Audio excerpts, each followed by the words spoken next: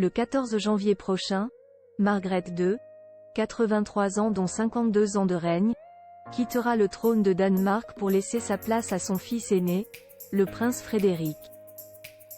La cour royale danoise vient de révéler les détails de cette journée historique. La nouvelle a pris tout le monde de court. Alors qu'elle adressait ses vœux aux Danois depuis le palais des Amalienborg à Copenhague à l'occasion du traditionnel discours du Nouvel An, Margrethe II a annoncé sa décision d'abdiquer. Une décision mûrement réfléchie. Ses problèmes de santé la faisaient souffrir. Le prince Christian, désormais prince héritier, a fêté ses 18 ans en grande pompe en octobre dernier, et est désormais apte à prendre la relève le moment venu. Tout est en place, et la date du 14 janvier n'a pas été choisie au hasard. Le 14 janvier 1972, la princesse Margrethe faisait elle-même face à son destin.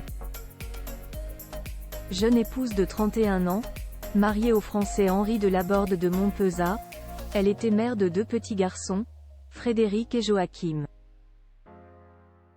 Elle était aussi et surtout la fille aînée du roi Frédéric X, qui venait de rendre son dernier souffle à l'âge de 72 ans.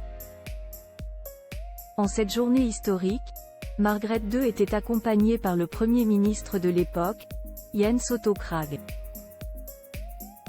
Devant la foule rassemblée en masse, elle avait prononcé un discours où elle avait exprimé sa tristesse face à la perte de son père. Mon père bien-aimé, notre roi, est mort, et un grand chagrin nous a tous frappés. Mais le plus grand chagrin est pour ma mère, avait-elle confié avant de demander à Dieu de l'aider dans ses nouvelles fonctions, l'aide de Dieu, l'amour du peuple, la force du Danemark. Photo Margrethe II de Danemark. Retour sur ses 52 ans de règne. 3 temps forts à suivre. La reine Margrethe II ayant fait le choix d'abdiquer, le 14 janvier 2024 sera marqué par la liesse et non par le deuil.